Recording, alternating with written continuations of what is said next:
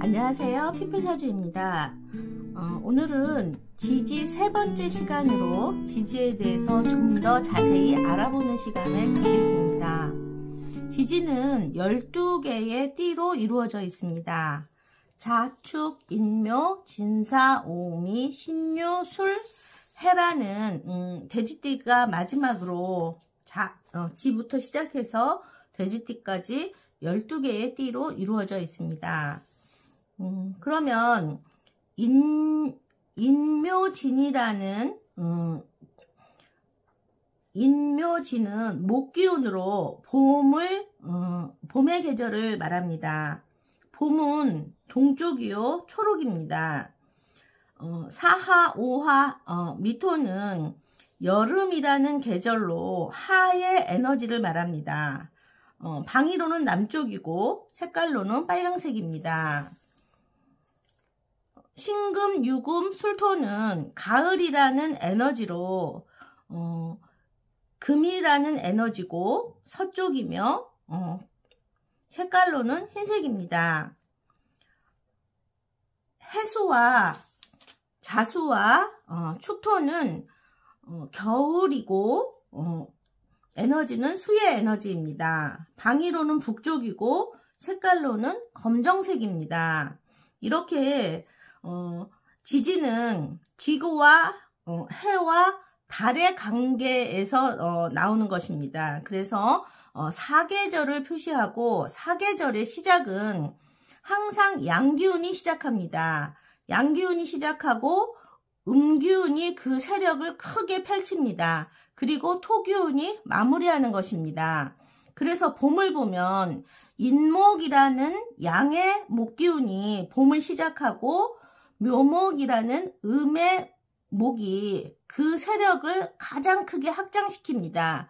그리고 진토라는 토가 양의 토가 봄을 마무리합니다. 여름도 마찬가지로 사하라는 양의 하기운이 그 여름을 시작하는 기운입니다. 오하라는 음의 하기운이 여름의 세력을 확장시킵니다.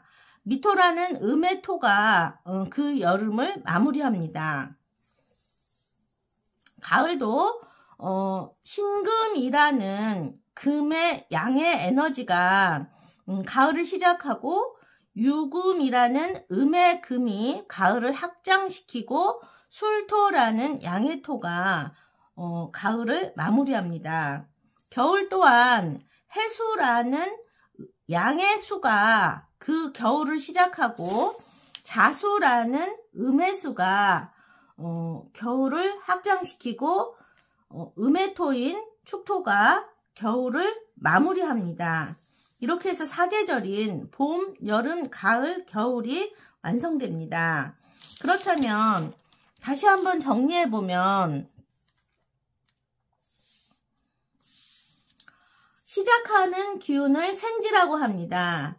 생지는 양의 기운으로만 이루어져 있고 양의 기운이 시작하면 음의 기운이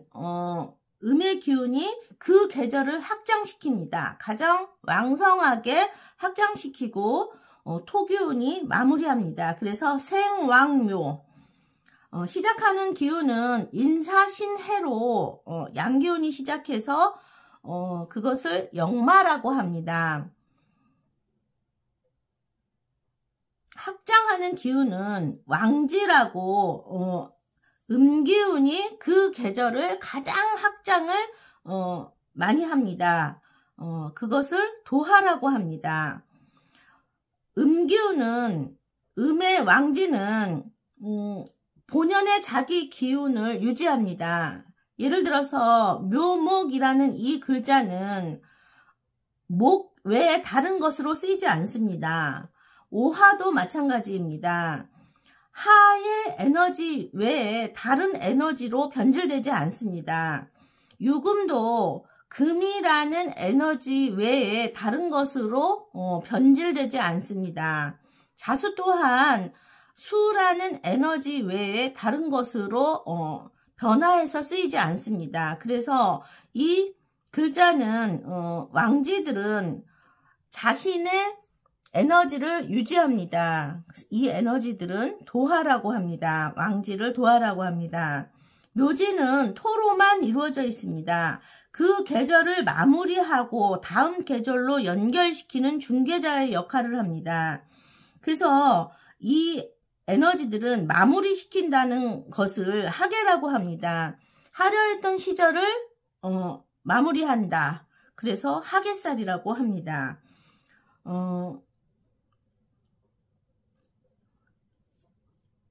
그런데 임묘진이라는 이 글자는 봄이라고 했습니다. 이 임묘진이라는 봄은 가족관계입니다. 목의 가족입니다.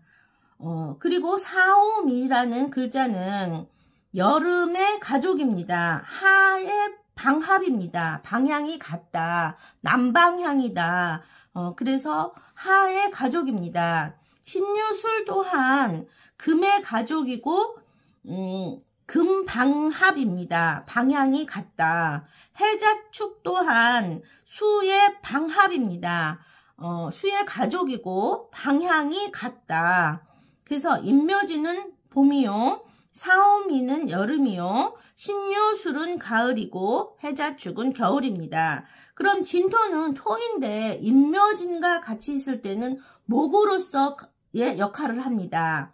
미토 또한 사오미와 같이 있으면 토였지만 하로 작용합니다.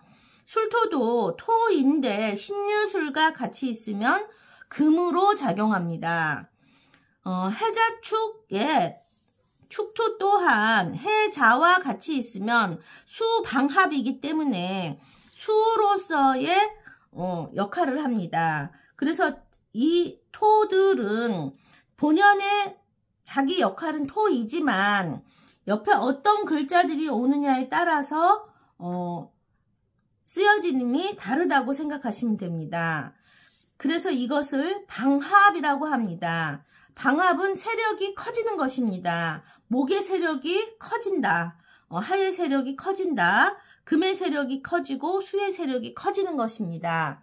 세력이 커지면 방합은 세력이 커지기 때문에 가족으로서의 역할이라고 생각하시면 됩니다. 가족이 평상시에는 그냥 지내지만 어떤 위기에 처했을 때 대처하는 능력은 단합하는 힘이 가장 셉니다. 그래서 이 방합은 가족 간의 합이다라고 생각하시면 되겠습니다. 그럼 방합에 이어서 삼합은 무엇인지에 대해서 알아보겠습니다. 지지 삼합에 대해서 알아보겠습니다. 인묘지는 목의 방합입니다. 사오미는 하의 방합이고 신유술은 금의 방합입니다. 해자축은 수의 방합입니다.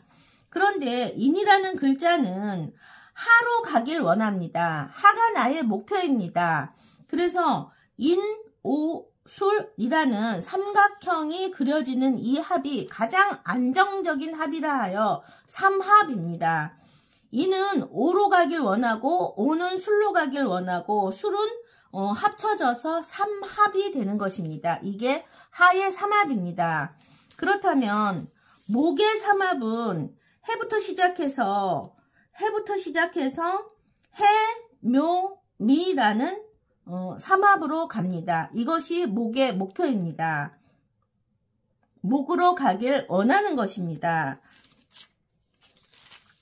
그러면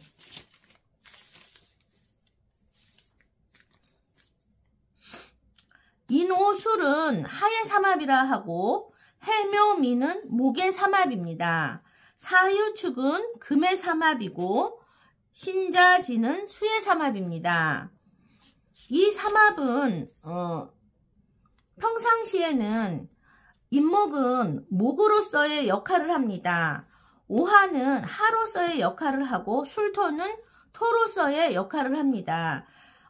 우리가 미국의 경우 올림픽 선수들을 보면 올림픽 선수로서 출전을 하지만 그 전에 교사였던 사람도 있고 의사였던 사람도 있습니다. 본연의 업무를 가지고 하고 있다가 올림픽에 출전하게 되는 것입니다. 그렇듯이 삼합 또한 평상시에는 자기의 업무를 하고 있습니다. 목은 목으로서, 오화는 하로서, 술토는 토로서의 자기의 역할을 하고 있다가 글자가 합쳐질 때 서로 하로서의 목표를 달성하는 것입니다. 그래서 이 삼합은 목표의 합입니다. 하로 가길 원한다. 하가 나의 목표다. 그래서 삼합은 목표의 합입니다.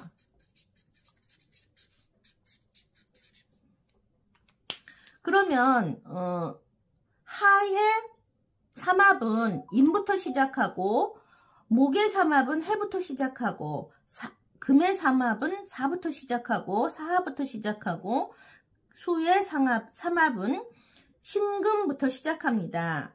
그래서 양기운이 시작하고 그 확장하는 기운은 음기운인 왕지가 확장합니다. 술토, 미토, 축토, 진토는 묘지로서 그 계절에 방합이 마무리하듯이 삼합의 마무리를 토가 합니다. 그래서 이것을 하객살이라고 한다고 했습니다. 그래서 삼합은 목표의 합이고 방합은 가족 같은 합입니다. 방합은 세력이 엄청 커지는 것이고 삼합은 평상시에 자기 위치를 지키고 있다가 합이 되었을 때 하로 바뀌는 것입니다. 기의 합이라고 생각하시면 됩니다. 그래서 오늘은 지지 12글자의 방합과 삼합에 대해서 알아보는 시간을 가졌습니다. 모든 시작은 양의 기운이 시작하고 음의 기운이 확장하고 토의 기운이 마무리합니다. 지지 12글자는 그래서 이렇게 생왕묘로 나뉘어져 있습니다. 지지는 지구와 태양과 달의 관계입니다. 그래서 인간은 이 지구에서 살고 있기 때문에 변화무쌍한 여러 가지 현상들이 지구에서 일어납니다.